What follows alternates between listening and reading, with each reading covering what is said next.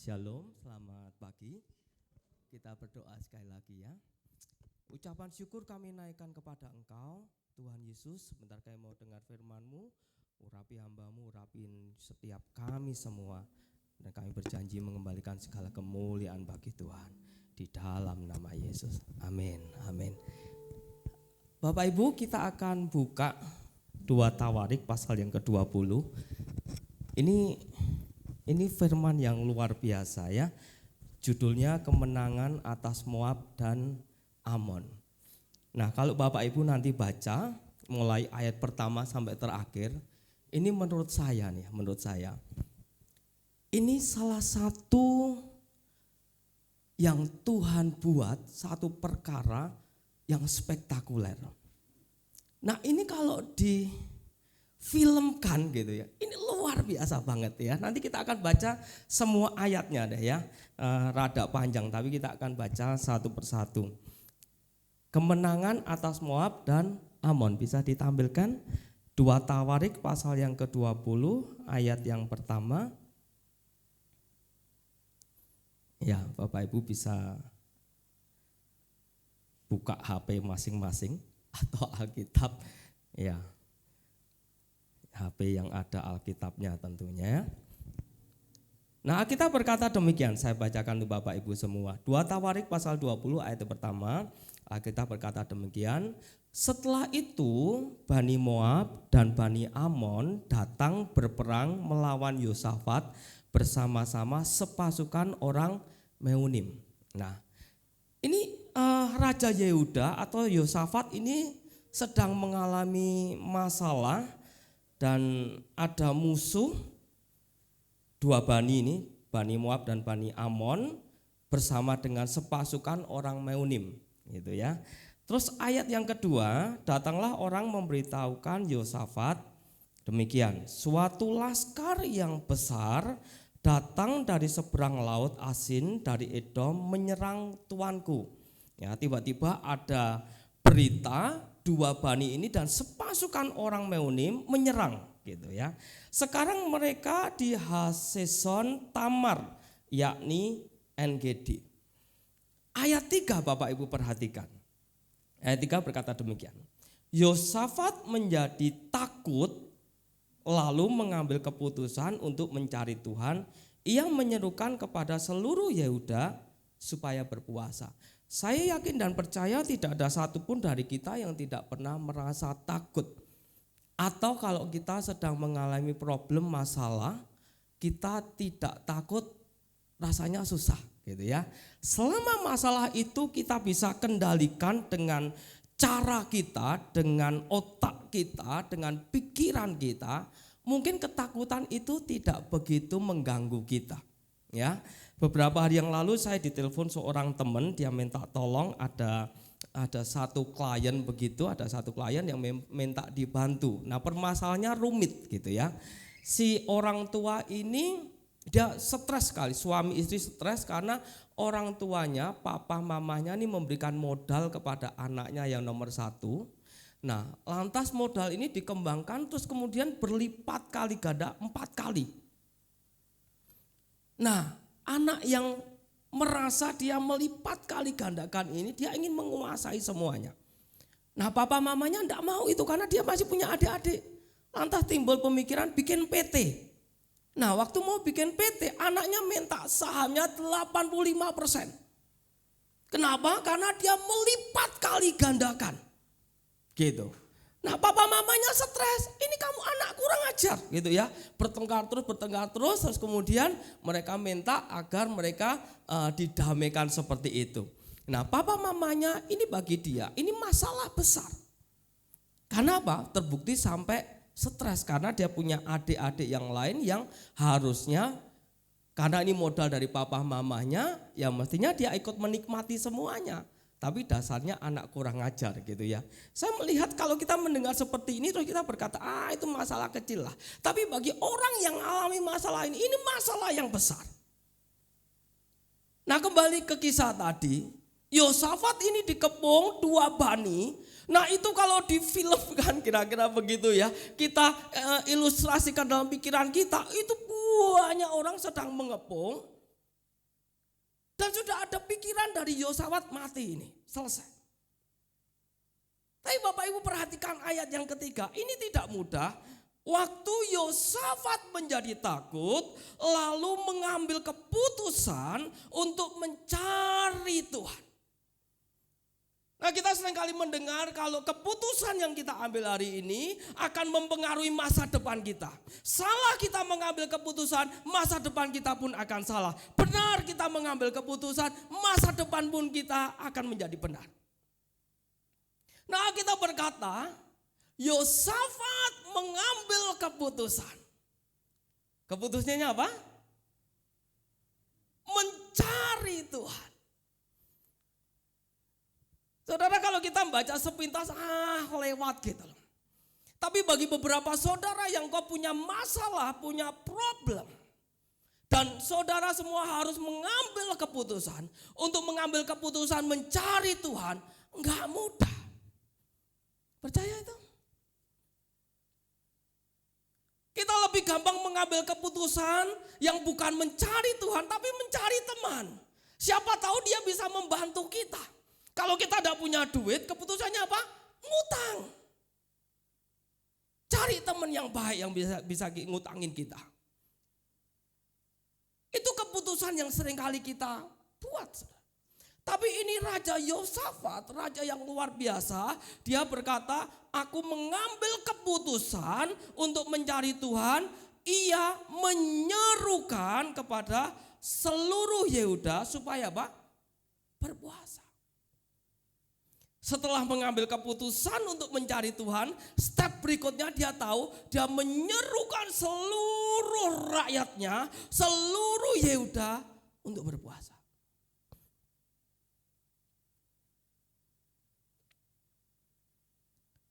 Kita semua kalau kita punya keluarga yang laki-laki, kita ini pemimpin di dalam mengambil keputusan.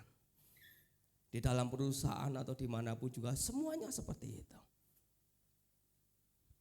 Nah, Yosafat ini mengambil keputusan dengan benar dan dia berkata, semuanya puasa. Ayat berikutnya, ayat yang keempat. Dan Yehuda berkumpul untuk meminta pertolongan daripada Tuhan. Mereka datang dari semua kota di Yehuda untuk mencari Tuhan. Mereka datang dari semua kota di Yehuda untuk apa? Mencari Tuhan. Ini rakyat yang manut kepada pemimpinnya.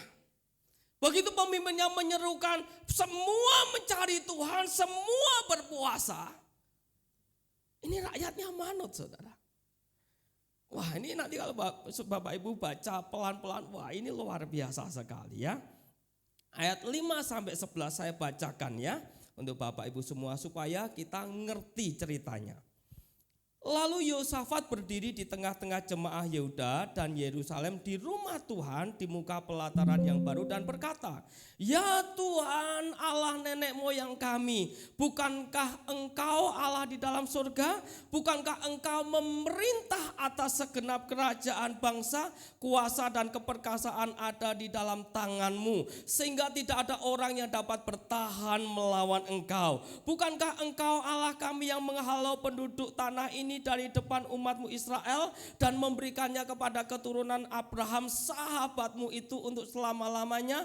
Lalu mereka mendiami tanah itu dan mendirikan bagi-Mu tempat kudus untuk nama-Mu. Kata mereka, bila sesuatu malapetaka menimpa kami, yakni pedang, penghukuman, penyakit sampar atau kelaparan, kami akan berdiri di muka rumah ini di hadapan-Mu, karena nama-Mu tinggal di dalam rumah ini. Dan kami akan berseru kepadamu di dalam kesesakan kami sampai Engkau mendengar dan menyelamatkan kami. Sekarang lihatlah Bani Ammon dan Moab dan orang-orang dari pegunungan Seir ini. Ketika orang Israel datang dari tanah Mesir, Engkau melarang mereka memasuki negerinya. Oleh sebab itu mereka menjauhinya dan tidak memusnahkannya. Lihatlah, sebagai pembalasan mereka datang mengusir kami dari tanah milik yang telah Engkau wariskan kepada kami. Apa yang dilakukan oleh Yosafat begitu seluruh rakyat berkumpul? Yosafat berkata, kita mengagung-agungkan Tuhan. Seluruh rakyat dimotivasi untuk diingatkan kembali betapa betapa kita punya Allah yang hebat dan dia sedang mengagung-agungkan dia. Dia sedang memuliakan Tuhannya. Ayat 5 sampai 11. Jadi kalau saat ini kita sedang mengalami problem apapun juga, bahkan kalau kita ibadah seperti ini, mengagung-agungkan Tuhan, mestinya itu bagian yang sangat penting. Tapi kalau kita tahu saudara, kalau kita praktek mengalami ini tidak gampang. Saya 1,5 tahun yang lalu, kecelakaan saudara. Gitu ya. Perjalanan dari Semarang, kita mau lagi ada pekerjaan audit di Bandung, di KM 113 kalau enggak salah. Itu sopir atau rekan kami, saya duduk di tengah, depan ada driver, teman lah, bukan driver, teman karena satu tim, sebelahnya juga. Itu hebat, nyetir sambil tidur. Wah, ini mukjizat saudara. Gitu. Wah, saya bilang, waduh, gara-gara apa? Kami keluar ke Cirebon dulu mau makan, cari nasi jamblang. Nah ternyata dia kekenyangan dari Cirebon sampai KM 113, dia nyetir sambil tidur. Saya tanya, kenapa kamu kok bisa nabrak tuh piye gitu? Itu tiang nggak ada salahnya. Tiang listrik, tiang CCTV itu ya, yang panel tenaga surga dan tiang CCTV itu jadi satu saudara. Itu regone larang saudara. Dan kami harus tabrak dia. Dia nggak salah apa-apa, itu satu set 75 juta. Nah, saya tanya sama dia, kok kamu bisa nabrak? Kecepatan berapa? Ya 130 sampai 150, buset banter itu. Kok kamu bisa nabrak? Saya tidur. Baru tahu loh ternyata kalau dia kena gula saudara. Gara-gara kecelakaan itu. Itu nabrak saudara. Begitu nabrak itu aduh mobil udah hancur lah. Untung kami naik Innova jadi rodok gede. Nah saya di tengah, makanya kalau duduk di tengah itu mesti pakai seat belt. Penting saudara. Nah saya di tengah, saya enggak pakai seatbelt, jadi yang depan tuh airbagnya keluar semua selamat gitu. Nah yang tengah ini kayak digoncang-goncang saudara. Saya masih sadar, masih bisa melihat dan saya teriak dalam nama Yesus, dalam nama Yesus, dalam nama Yesus. 3 kali saya teriak, tapi goncangan itu berat banget saudara. Nah saya mau beritahu, saya ini punya masalah punggung saudara. Ya, tulang leher sampai tulang ekor tuh ngapur semua. Nah ini penyakit keturunan, tinggi badan saya tuh nyusut gitu. Karena apa? Karena memang ada penyakit ini. Dan ini tidak boleh kena benturan. Nah hari itu kita kena benturan, bukan kita, saya aja deh. Gitu ya. Ngantem sana sini, waduh itu mobil sudah, orang, tapi di jalan tol itu baik. Banyak orang yang turun menolong memastikan, enggak apa-apa, saya ditarik keluar. Itu sudah keluar asap dan lain, itu mobil udah hancur lah. Untungnya asuransi saudara. Nah, waktu dinilai asuransi kurang lebih 210 juta biayanya. Nah, itu mobilnya kayak apa saudara? Nggak ngerti lah. Nah selesai kejadian, wah itu sakitnya luar biasa. Saya nggak kecelakaan aja tiap hari, tiap waktu tuh sakit saudara. Ini kecelakaan saudara bisa bayangkan sakitnya luar biasa. Itu bed rest 7 bulan, bukan bed rest, pokoknya saya istirahat harus 7 bulan. Saya harus ke Bandung dan tetap ke Bandung. Saya pikir mau CT scan, tapi karena waktu itu pas tingginya COVID sehingga antri, CT scan antri. Saya pikir enggak kuat lah, saya pulang Semarang aja. Nah, sampai di Semarang, dicek semua, saya masih belum puas. Waktu itu telepon Dokter Paulus bilang udah bawa ke sini gitu, mau di ronsen lagi. Di ronsen di sana enggak puas, mau di ronsen lagi di mana, di Ungaran. Oke enggak apa-apa. Nah mau ronsen, mau naik ronsen, tempat ronsen itu lorone minta ampun sudah. Saya tuh mesti disuntik itu di 7 tempat.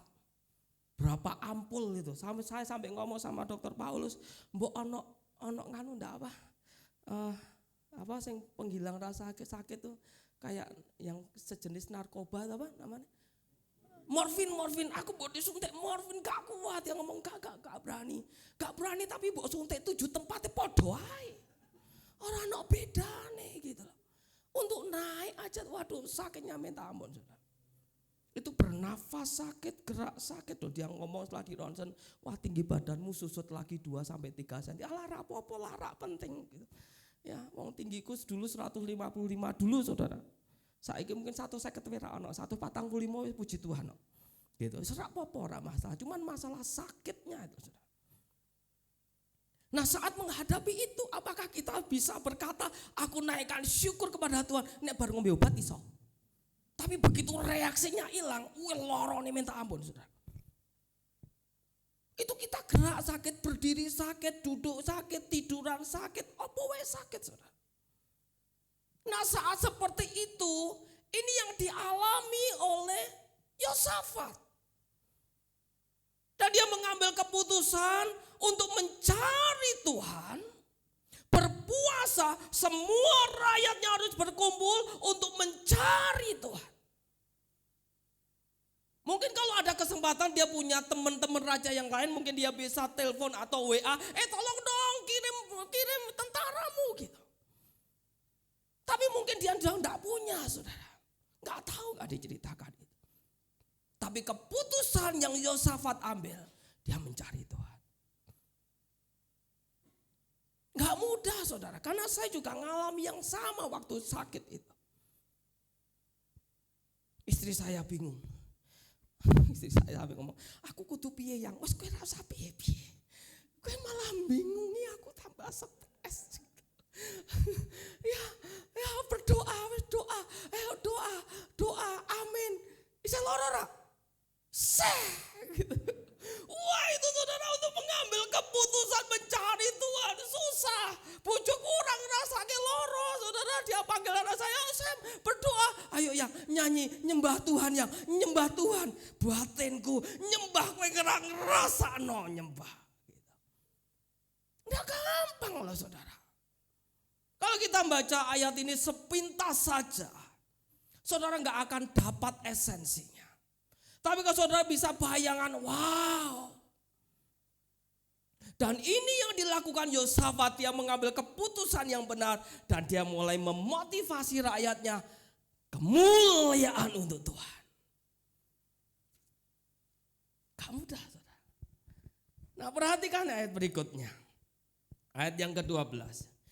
Ya Allah kami, tidakkah engkau akan menghukum mereka karena kami tidak mempunyai kekuatan untuk menghadapi laskar yang besar ini. Yosafat ngerti, dia berkata tidak punya kekuatan karena laskar di depan musuh itu sangat besar.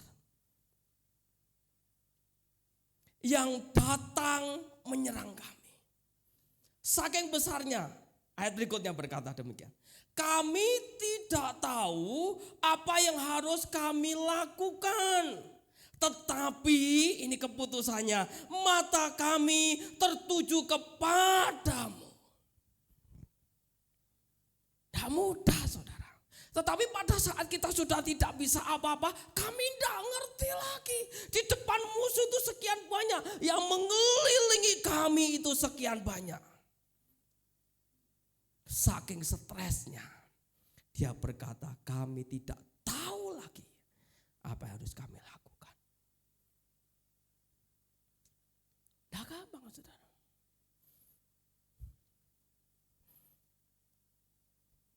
Mungkin saya pernah cerita di sini.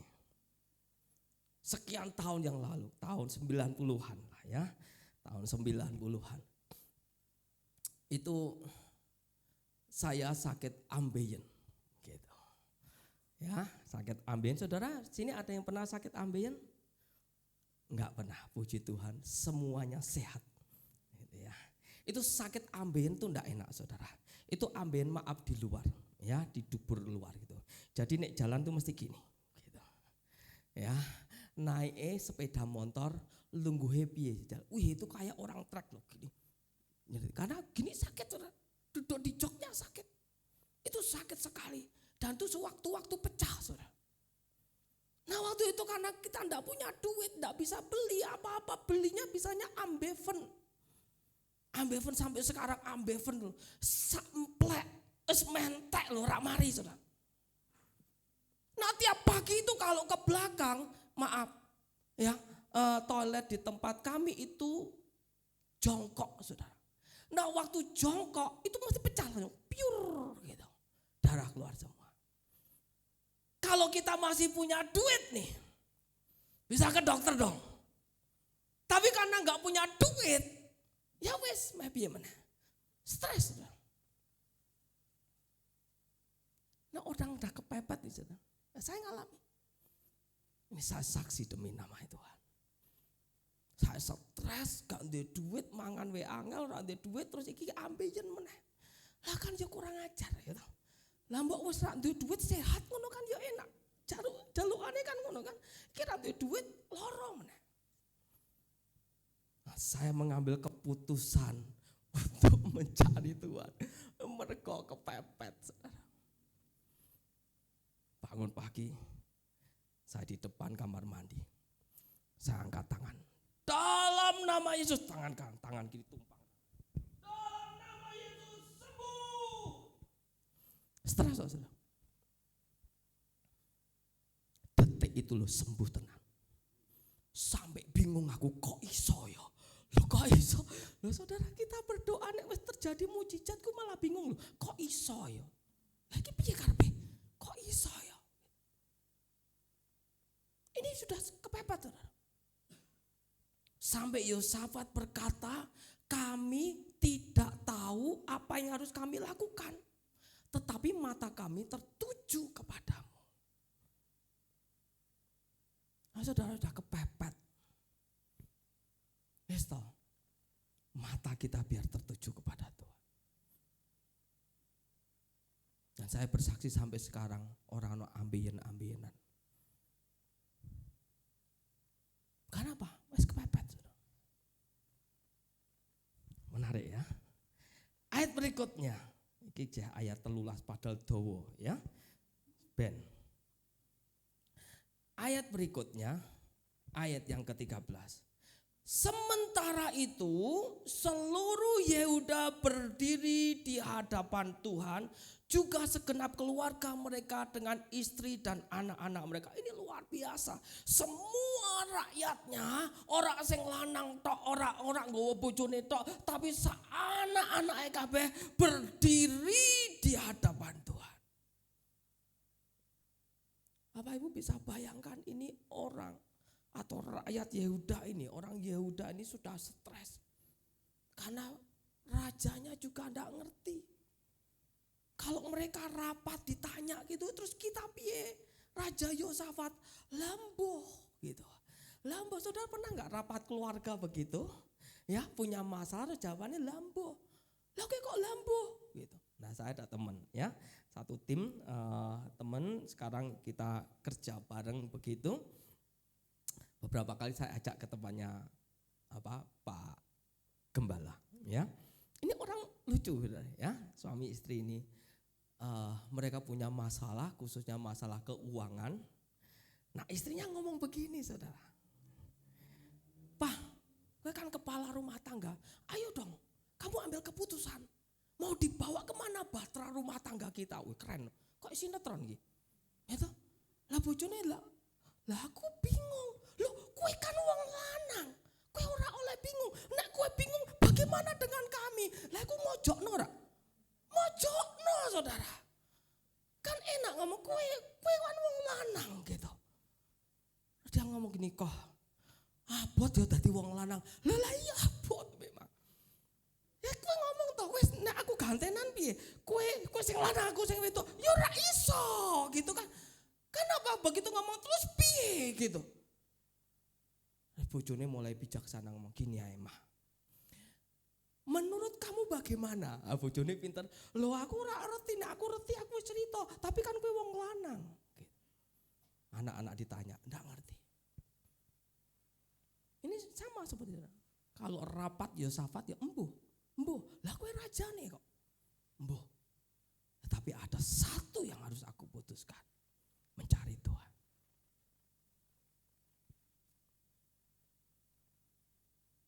Teman ini juga ngomong yang sama. Wes gini emang. Ini proses yang Tuhan berikan ke keluarga kita. Ya, kan kita proses ini. Nanti Tuhan pasti akan menolong kita. Lah bojone rak goblok. Kira-kira berapa lama ya, Pak? Wah, ayam ora ngerti aku. Loh, tapi kan kita mesti harus action gitu.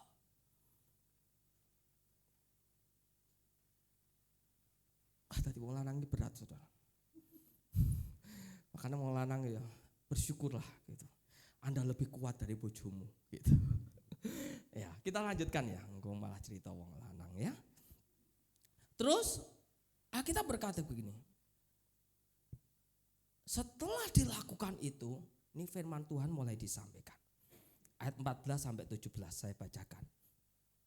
Lalu Yahasiel bin Sakaria bin Benaya bin Matanya seorang Lewi dari Bani Asaf dihinggapi roh Tuhan di tengah-tengah jemaat dan berseru, camkanlah hai seluruh Yehuda dan penduduk Yerusalem dan tuanku Raja Yosafat, beginilah firman Tuhan kepadamu. Ini tiba-tiba nabi ini di antara banyak orang dia dihinggapi roh Tuhan terus mulai berfirman. Kenapa? Karena melihat ini ada kesatuan yang luar biasa. Terus dia katakan seperti ini, saudara. Beginilah firman Tuhan kepadamu, janganlah kamu takut dan terkejut karena laskar yang besar ini, sebab bukan kamu yang akan berperang melainkan Allah. Besok haruslah kamu turun menyerang mereka. Mereka akan mendaki pendakian Sis dan kamu akan mendapati mereka di ujung lembah di muka padang gurun Yeruel. Dalam peperangan ini tidak usah kamu bertempur. Hai Yehuda dan Yerusalem, tinggallah berdiri di tempatmu dan lihatlah bagaimana Tuhan memberikan kemenangan kepadamu. Janganlah kamu takut dan terkejut. Majulah besok menghadapi mereka. Tuhan akan menyertai kamu. Keren. Ini firman Tuhan yang disampaikan. Tuhan yang akan berperang ganti kamu. Gak usah kamu ikut berperang, tapi Tuhan yang akan berperang. Bagaimana responnya, saudara? Perhatikan ini, ayat 18. Lalu berlututlah Yosafat dengan mukanya ke tanah. Berlutut. Wah, sampai mukanya ke tanah gitu. Aku nungging gak iso loro soalnya. Gitu ya. Berlutut sampai mukanya ke tanah. Dia mendengar firman yang demikian luar biasa. Dan dia tahu ini jawabannya. Tapi kalau kita lihat ke belakangnya saudara-saudara mesti perhatikan. Kenapa bisa sampai seperti ini? Karena keputusan yang dibuat oleh Yosafat. Dia mencari Tuhan. Bukan mencari yang lain. Terus, seluruh Yehuda dan penduduk Yerusalem pun sujud di hadapan Tuhan dan menyembah kepadanya. Ini responnya. Sudah terjadi belum? Belum. Ini firman Tuhan disampaikan, Yosafat bersujud, mukanya sampai ke tanah. Dan begitu rakyat melihat, wow, ini raja yang luar biasa. Dia merendahkan serendah-rendahnya. Dan seluruh rakyat mengikuti dia. Bersujud menyembah Tuhan. Makanya kalau saya tadi cerita itu ya, saya bisa bayangkan dalam ilustrasi di pikiran saya ini ada di film. Waduh, keren ya.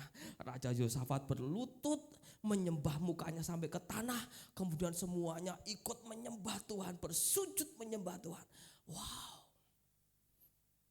Bayangkan kalau kita ada di situ, saudara, salah satu rakyat ya. Hadirat Tuhan rasanya wow. Gitu.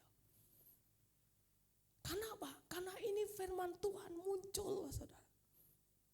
Kenapa firman Tuhan muncul? Karena semua bersepakat. Mereka menaikkan pujian penyembahan kepada Tuhan.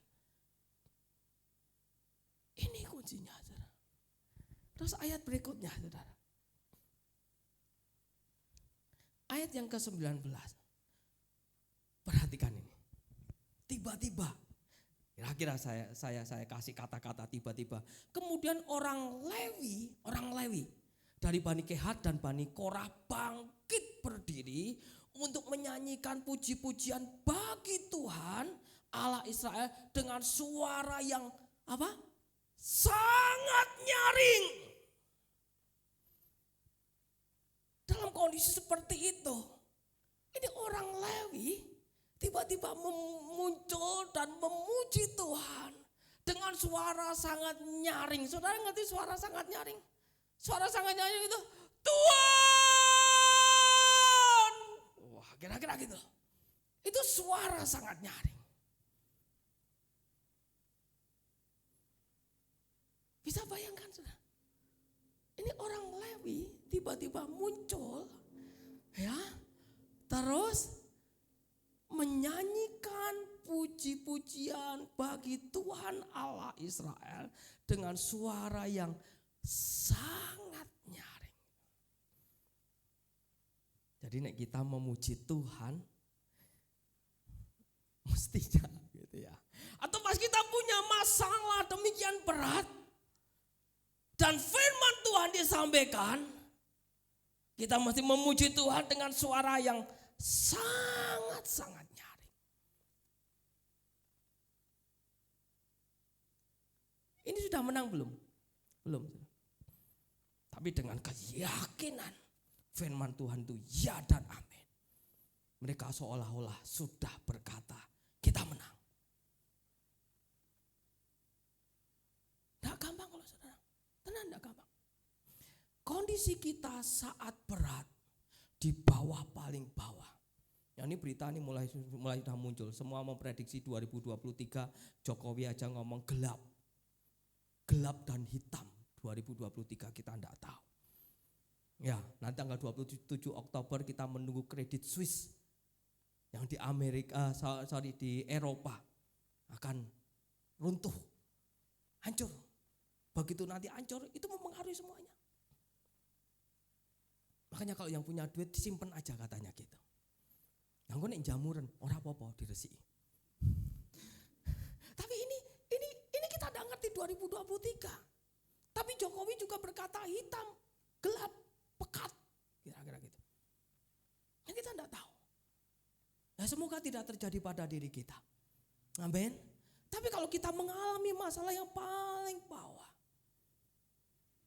saat itulah sebetulnya kita punya kuasa yang luar biasa dari pujian yang sangat nyaring. Walaupun kita tahu itu tidak gampang, saudara. Tidak gampang, saudara.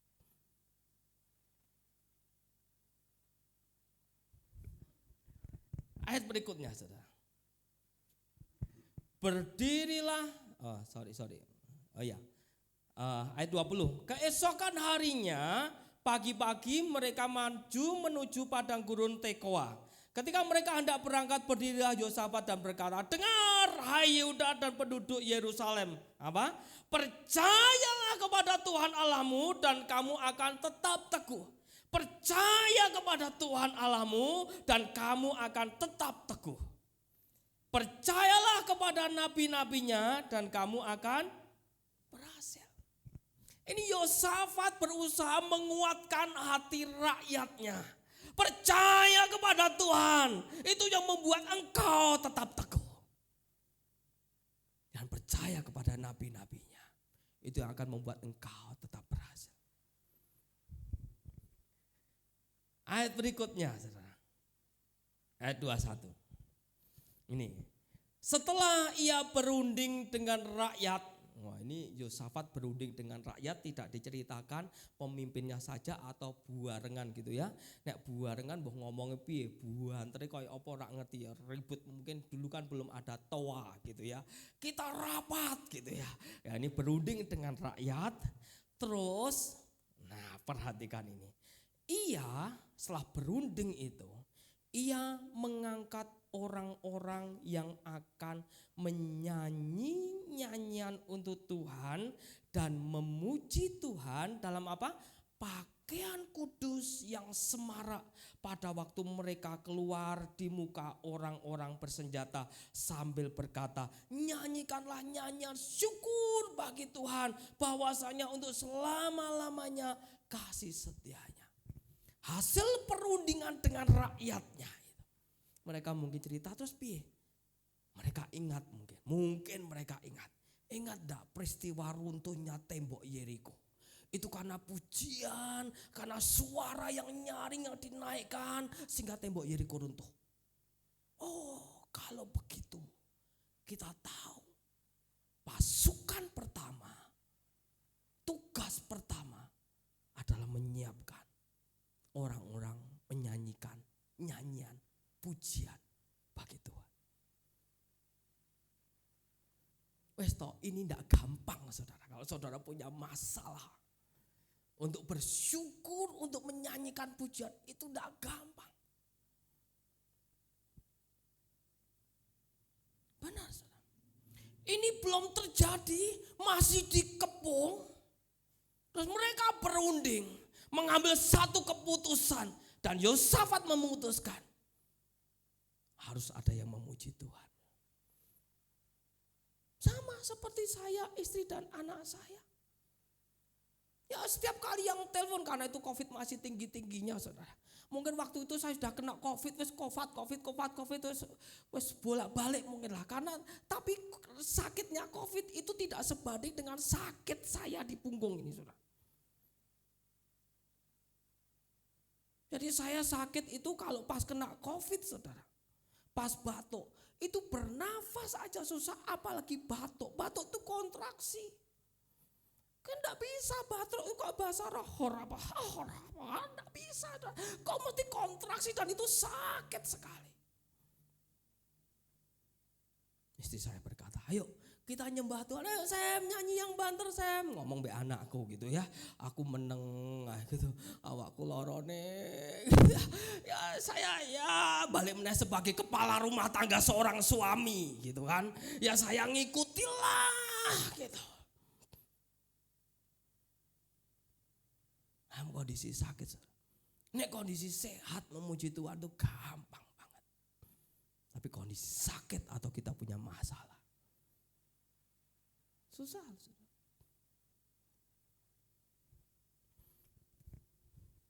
Dengan pakaian yang kudus, semarak, wah keren ya.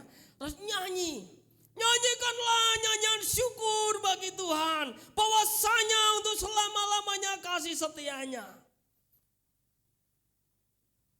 Wow, ini keren saudara. Kalau kita tahu apa yang disukai Tuhan, mestinya kita tidak pernah takut lagi saudara. Tapi ini saya tahu ini perjuangan saudara. Ayat 22 ya.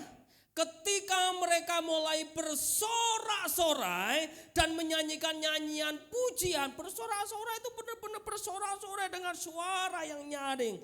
Terus perhatikan, dibuat Tuhanlah penghadangan terhadap Bani Amon dan Moab dan orang-orang dari pegunungan Seir yang hendak menyerang Yehuda sehingga mereka terpukul kalah. Tuhan tidak bisa tidak untuk menolong umat Israel. Karena orang Yehuda itu bisa menyukakan hatinya. Pujian, penyembahan dengan suara nyaring dan sorak-sorai saudara. Ayat 23 dan 24.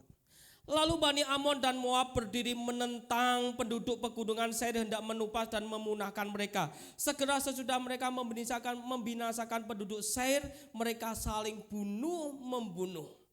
Ketika orang Yehuda tiba di tempat peninjauan di padang gurun, mereka menengok ke tempat lahan itu, tampaklah semua telah menjadi bangkai berhantaran di tanah, tidak ada yang terluput. Ini yang disebut Tuhan berperang ganti mereka. Ini yang disebut mujizat tiba-tiba yang saya alami dengan penumpangan tangan, ya maaf di pantat, itu yang namanya ambient, detik itu sembuh.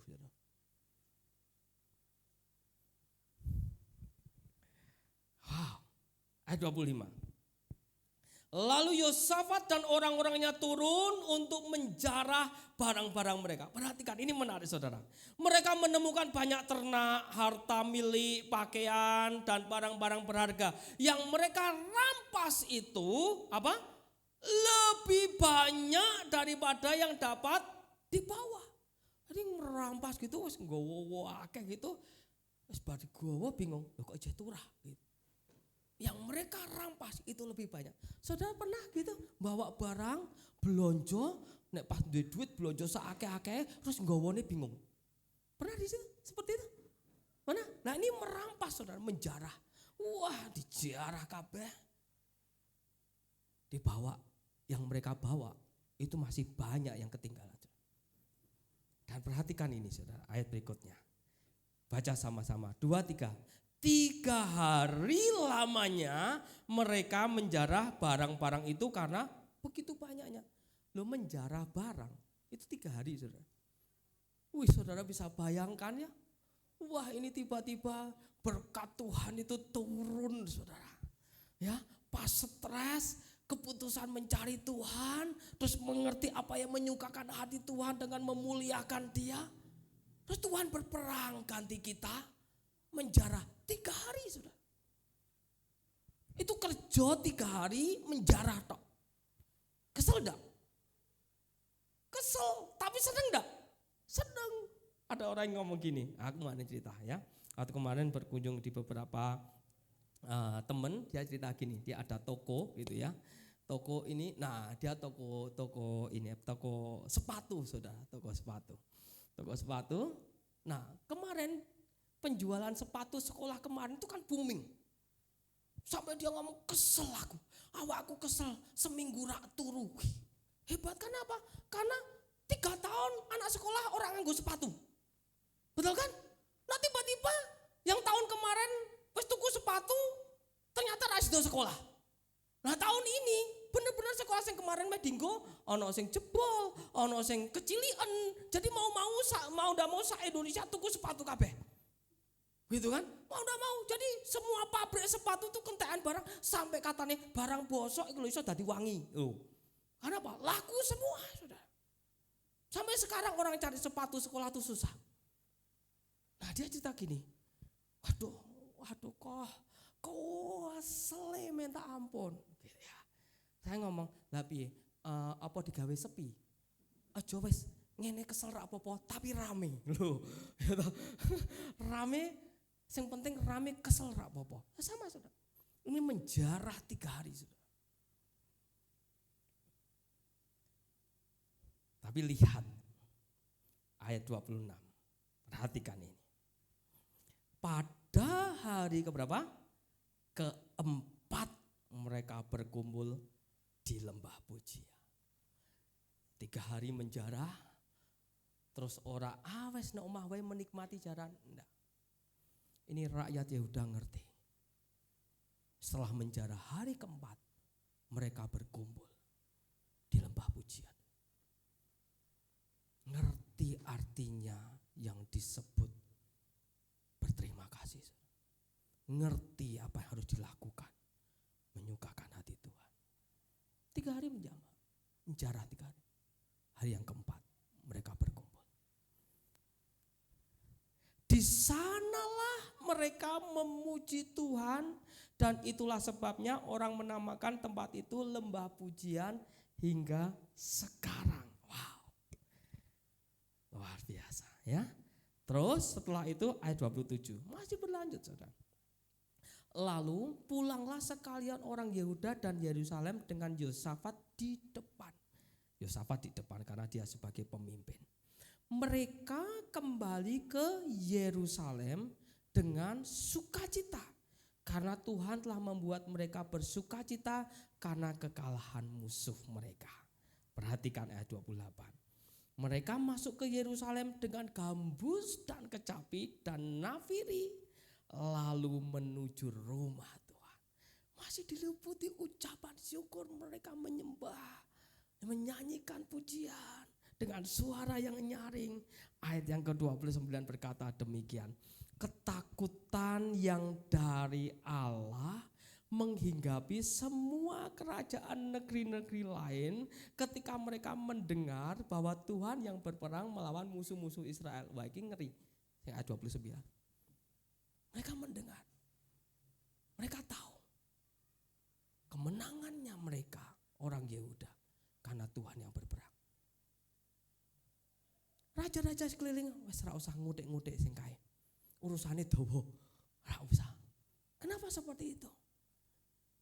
Karena orang Yehuda yang dipimpin oleh Yosafat ini mengerti apa yang harus dilakukan. Jadi nanti 2023 kita nggak ngerti kondisi apapun juga, mau gelap, mau hitam, mau pekat, mau apapun juga. Ya kita prepare lah. Tapi apapun itu sebetulnya kalau kita mau jujur, ada yang ngomong kita beda dong. Loh iya kita beda. Tapi perbedaan itu dimulai dari ini keputusan mengambil keputusan untuk mencari Tuhan. Saudara pernah mengalami mujizat yang spektakuler tiba-tiba tidak dengan kekuatan kita, tiba-tiba Tuhan menolong kita. Saudara pernah mengambil keputusan yang benar dan mujizat itu terjadi. Nah, itulah yang dimaksud oleh yang dilakukan oleh Yosafat ini.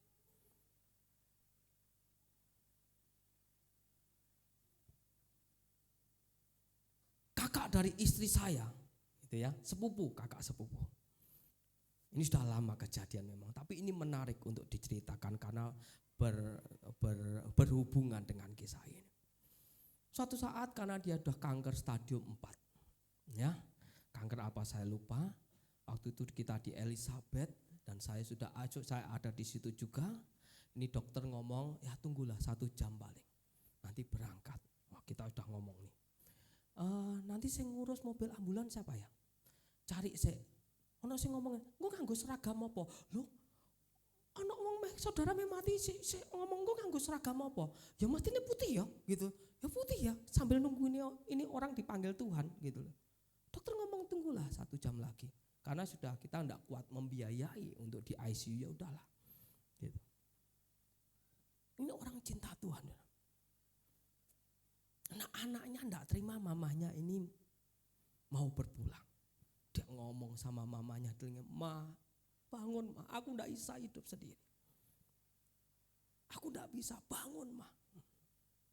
Dinteni 1 jam saudara. Ya kita masih berdoa, tapi berdoanya kan beda. Biar kehendakmu yang jadi Tuhan.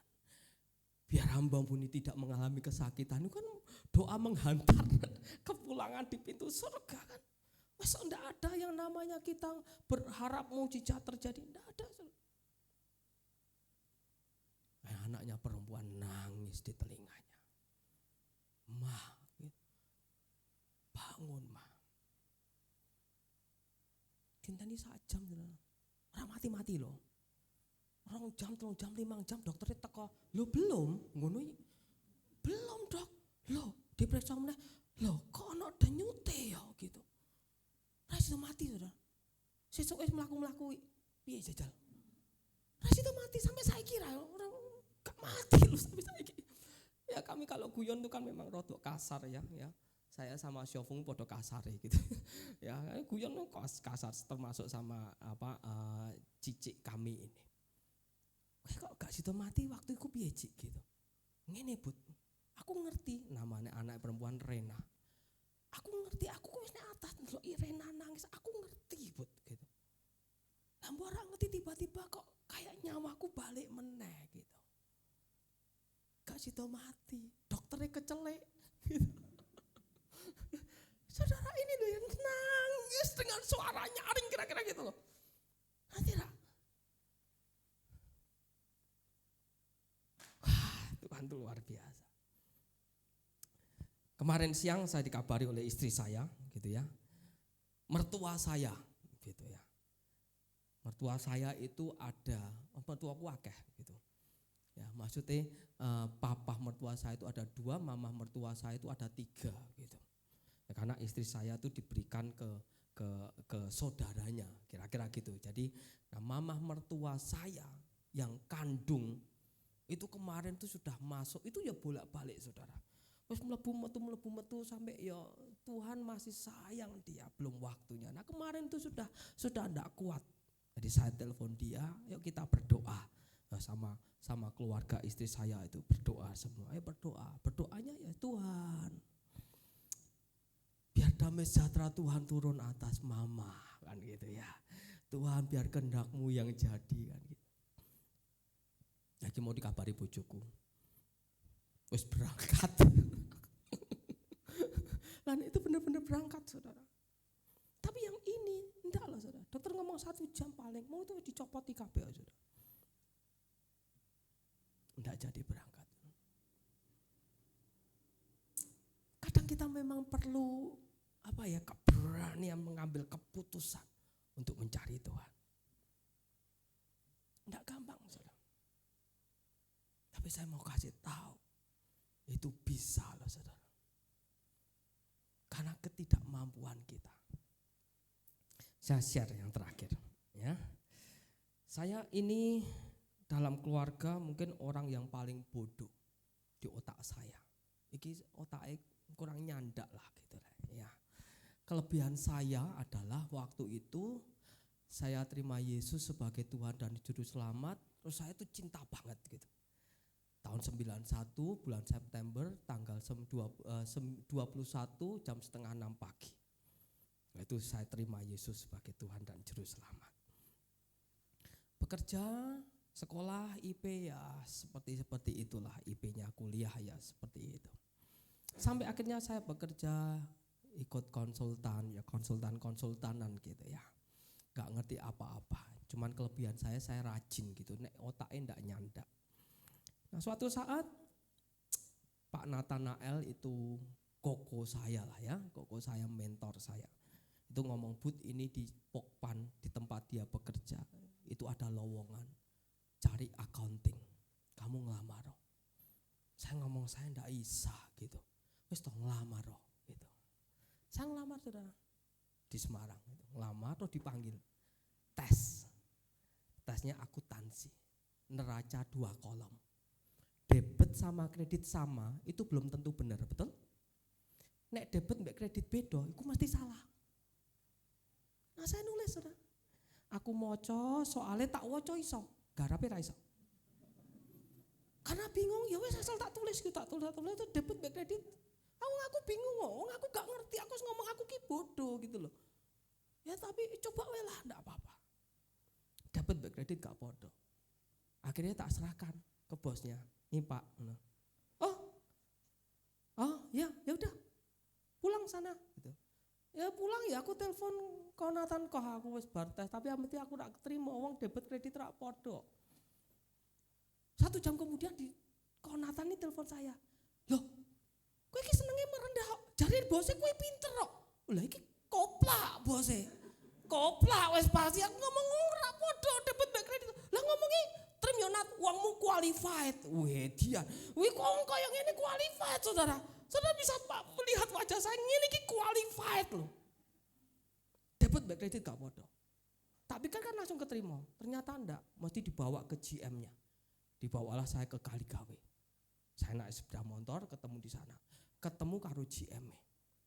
GM Accounting Finance. Dites meneh. Lu kok dadak dites meneh saudara. Nganggone bahasa Inggris. Lah wong bahasa Indonesia wae ra iso nganggo bahasa Inggris. Lah nek bahasa roh ayo kan ngono kan. Iki bahasa Indonesia ra iso bahasa Inggris. Ya tak waca tok, maca wae aku ra iso, Saudara. Saya lemah banget wis to. Ngomong angkel wae zaman dhisik ya uncle lho. Angel loh, piye iki maca bahasa Inggris bener, saya enggak malu, memang inilah saya, Saudara. Dan saya tahu hidup saya itu karena anugerah. Tak waca, Saudara. Aku bingung iki aku maca pertanyaane wae aku ra mudeng iki jawabe piye gitu. Maca wae ra iso tak balekke to, Saudara. Pak, saya ndak bisa. Jujur kok. Saudara tahu? Panggil namanya bos saya tuh sing ngomong saya qualified itu namanya Pak Cong. Panggil Cong gitu. Dia ngomong gini, Saudara. Iki wong goblok kok bogo wong ini. Lah iki sing bener, ndak bener. Goblok kok ngene ora ngerti apa-apa kok menir. Kekarepmu piye to, Cong? Namanya Cong ngomong, enggak Pak, ini orang pinter Pak. Lah edan.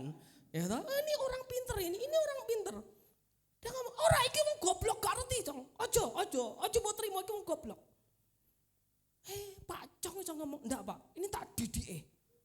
Tak didik supaya jadi pinter. Aku yakin dia pinter Pak, gitu. Wes ayel-ayel, mbok sukamu lah Cong, wes sukamu. Pokoknya 3 bulan nek ora iso kerja langsung pecat, gitu. Oh ya wes, ya Pak, nanti saya pecat 3 bulan enggak bisa karena masa percobaan. Sudah. Ya wes, masih sama GM-nya, dikasih kertas. Kamu minta gaji berapa? Nah koko saya itu sudah kerja di situ juga. Aku takok, lho kok kowe gajimu piro? 450. Wis kerja pirang berapa lama? 450. Waktu itu UMR enggak salah masih 200.000 lah. 200 kurang sedikit. 450 itu wis akeh lho, Saudara. Nah saya nulis tuh ya. Wah aku nek nulis 450 kurang ajar, wong goblok kok 450 kan itu. Ya toh tak tulis 400 Saudara. 400.000 gitu. Didelok. Suwi ndelok ya aku suwi ngono ta. Pikirnya, kayak goblok kok 400 kan ngono. Pikirku kan ngono ta. Wis biasa ngomong gitu. Ndelok ira. Coret. Ganti. Berapa Pak? 600. Lah sing luwih goblok iki. Luwih goblok GM tak kandhani Saudara. 600 Saudara. Waktu itu. Engko aku wis kerja nek kono 450, aku 600. Engko aku sampe ora mungkin kowe ngapusi. Oh kok ngapusi piye? Bos goblok. Nah, saya bekerja di situ, Saudara. Itu yang disebut pertolongan Tuhan. Karena enggak ngerti, memang bodoh, goblok saya. Tapi yang saya tahu saya punya Tuhan. Wih, saya pulang keluar dari kantornya itu, wah nangis Saudara, senangis, sukacita Tuhan Yesus nganggo helm aku. Tuhan Yesus terima kasih, sebelahku angkot. Iku bocah kenapa dah gitu. Ora urusan ora no isine Saudara, lah ketemu yang seperti itu. Dan Tuhan bisa angkat sedemikian rupa dari orang yang bodoh itu. Tuhan latih saya. Memang kelebihan saya tuh rajin gitu. Sehingga saya mau belajar dengan semuanya. Di Bokpan itulah saya belajar accounting, saya belajar finance, ditawari gitu ya, ditawari waktu itu saya di accounting tawari, siapa yang mau pindah di finance, ini ada perusahaan baru, kalau sing gelem aku ngacung. Mau goblok kok, gitu, ngacung tuh ya. Saya mau Pak gitu. Lione itu ngomong, kayak bodoh, gajinya podo, orang muda, kayak dipindah-pindah gelem. Ya saya harus belajar. Pindah finance. Tambahin, ini ada satu perusahaan siapa yang mau pegang? Tidak ada yang mau, saya mau. Saya pernah pegang 5 perusahaan, Saudara. Saya kerjakan sendiri. Tidak hanya itu, ini ada audit, siapa yang mau diaudit? Saya mau. Terus pokoknya aku gelem kabeh geragas pokoknya. Gitu. Tenan. Yang terakhir bos marketing itu datang. Pimpinannya presidennya teko nek Semarang. Dia ngomong sama saya, "Mbah kok iso ndeloki mungkin raiku melas ya mungkin ya. Budi, kamu mau bantu di marketing. Ndampingi manajer-manajer untuk ngedilke." Wih, lah keren no. Aku malah ndampingi manajer pelongo-pelongo. Lho iki apa iso gitu. Dan saya ngomong saya mau. Jadi manajer kalau ada deal yang tinggi dia selalu ngajak saya. Dan saya mau bersaksi. Bukan untuk apa-apa. Tuhan pakai saya loh. Mungkin bosen dulu ya aku mungkin ya mesakno gitu ya. Ya, seperti itu. Jadi se-Indonesia itu orang finance yang bantu marketing waktu itu. Itu cuma saya. Semua orang ngomong goblok, iki goblok. Saya ngomong enggak, saya enggak goblok. Saya cuma mau belajar. Dan sampai saat ini, paling tidak saya menjadi konsultan loh. Ya toh. Saudara tak kasih tahu. Anak buah saya itu hampir 30. Bocah goblok kabeh. Tenan Saudara. Sing ora sekolah, saya ngomong ayo belajar. Saya enggak peduli kamu goblok, sing penting kowe aja keset. Nek kekeset aku benci nih minta ampun. Beberapa saya kuliahkan, pokoknya nek kerjamu bagus nanti tak kuliahkan. Iya loh Saudara. Saya mau kasih tahu Saudara. Itu Tuhan yang utama. Dan biar dia yang berperang ganti kita. Makanya saya menyadari hidup saya ini penuh mujizat, saudara. Tapi nek ngrasakno, saudara, nek kelingan waktu itu, lho aku wis maca lho, saudara. Sebelum ujian tuh wis dikai iki lho, nanti itu ujiannya bukan ujian, tesnya itu neraca 2 kolom gitu. Aku maca, ya iso maca ning ra mudeng kok. Tapi dari situ kita bisa tahu betapa dia yang berperang bagi kita. Amin. Mempercayai dia. Mari tundukkan kepala kita berdoa. Terima kasih Tuhan Yesus.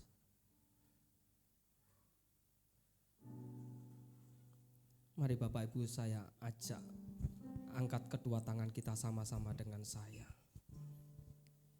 Tuhan Yesus, Engkau melihat tangan-tangan kami yang terangkat di hadapan-Mu. Kami mau katakan kami perlu Engkau, kami butuh Engkau Tuhan. Kami tidak sanggup tanpa Engkau. Dan ajari kami untuk kami seperti Yosafat dalam mengambil keputusan yang benar, bukan keputusan yang salah. Keputusan untuk mencari Tuhan dalam hidup kami.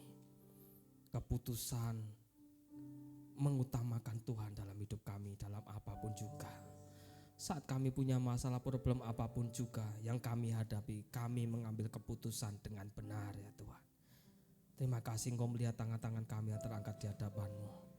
Kami mau katakan kami perlu Engkau, kami butuh Engkau ya Tuhan.